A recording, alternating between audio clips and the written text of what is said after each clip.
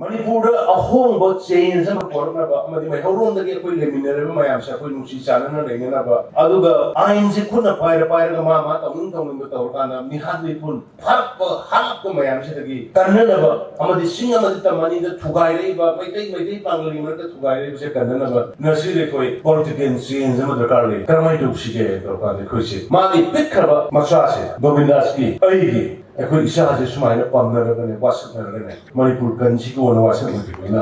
Ngasi haido isne. Ako na sanay ba political mission niya malay na sa ako natin. Ay sige ba ay. But ay gizati mo na igilay ba. Nakoy mayang mo di kalambay sa ako'y gitong na. Ado na, ngasi tagoy si di Manipur tugay gaya na makuhan na kilak influx illegal kambuga. Manipur की प्रजा कोई मैं यहाँ बच्चे में बनी other मैं कहीं पागल नोई ने ये ना करे कि मते सरकार का सपोर्ट हो गया बने यहाँ की फैमिली बलाल से सरकार ने मैं कहीं की कुकी करते कुकी चिली ना उसी गाड़ी का अफवाह मैं यहाँ मामा ऐसे नुक्ती की उसी कोई नोई फोन भावने शांग नहीं खुलाई मैं यहाँ नोई नाम का अशियन वासे चुम भाई जब हम जब ऐसे की ले रही चिन्ह वहाँ की कुंसा की पाइटे की कादो की मैं यहाँ मामा Kusi tawai sidi, aduma drugs ki mafia group, mapandagi influx soraga legra aduma mayam duna, moi mayam usu nam fe biruga ne bosi thamisi. Aduna koi kom nagi hanga dabani. Right time ne sambandha phamba mina never nintho weroi. Sambandha phamba yade. Lauga dabani koi decision. No pa moi na jati moi na koi lauga dabani decision mo lauga koi lepa dabani. Leba ki lepera kana ki lepe ki se mo lepa dabani.